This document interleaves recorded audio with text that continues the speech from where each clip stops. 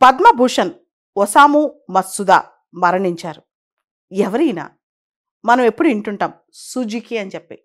ఈ సుజుకి కంపెనీని 40 సంవత్సరాల పాటు నడిపించిన ఆయన. సుజుకితో మనకేం సంబంధం? ఆయనకెందుకు పద్మభూషణ్ వచ్చింది? ఇదంతా మనలో క్వశ్చన్స్ కదా. భారతదేశంలో 1990 కంటే ముందు అందరికీ ఒక చిన్న కళ ఉండేది.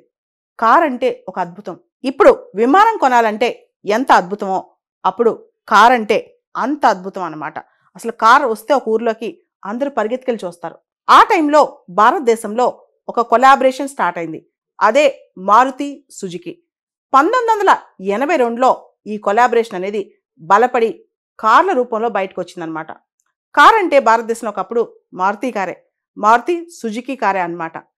ఒక చిన్న కుటుంబానికి చిన్న సైజ్ కార్. డెవలపింగ్ కంట్రీస్ ఇది ఒక కళ అనమాట. ఆ కళ పాకిస్తాన్, బంగ్లాదేశ్, ఫిలిప్పైన్స్, భారతదేశం ఇలా చాలా దేశాల్లో తీర్చిన వ్యక్తి. మారుతి సుజుకి తర్వాత ఆల్టో కార్ కూడా ఈయనే తీసుకొచ్చారనమాట. సుజుకి కంపెనీ అసలు ఈయన చేతికి ఎలా వచ్చింది? ఈయన బేసికల్గా ఒసాము మత్సుదా, తర్వాత మిషియో సుజుకి ఈయనకు సంబంధించిన ఆ ఇంట్లో మనవరాల్ని పెళ్లి చేసుకుంటాడనమాట. సుజుకి కంపెనీ మొత్తం ఈయన కంట్రోల్లోకి వచ్చేసరికి దాని మార్కెట్ వాల్యూ 300 బిలియన్ ఎన్స్ అయితే ఆయన సుజుకి కంపెనీని వదిలిపెట్టి వెళ్ళేటప్పటికి దాదాపు 3 ట్రిలియన్ ఎన్స్. భారతదేశం కూడా ఆయనకి పద్మభూషణ్ ఇచ్చి సత్కరించింది.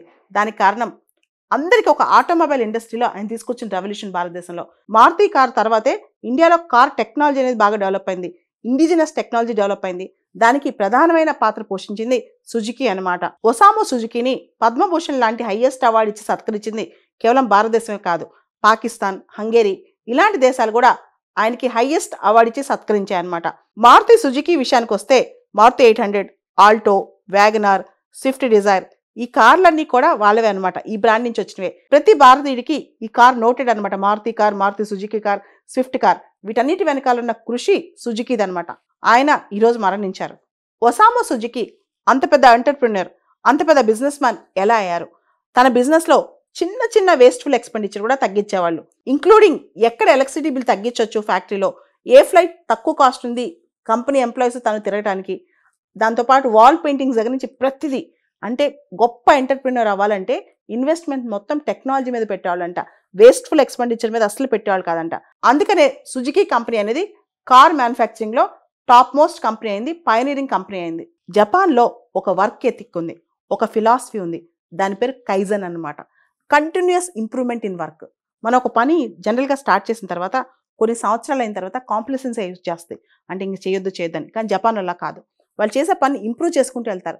క్వాలిటీ, ప్రొడక్టివిటీ ఇంప్రూవ్ చేసుకుంటూ వెళ్తారనమాట.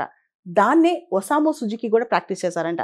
ప్రతిసారి తాను మార్చుకోవటం, వర్క్ని ఇంప్రూవ్ చేసుకోవడం, అది జపనీస్ టెక్నిక్ అనమాట. దాన్ని కైజన్ అంటారు. ఇది మనం కూడా ఫాలో అవుతే అద్భుతాలు సాధించవచ్చు.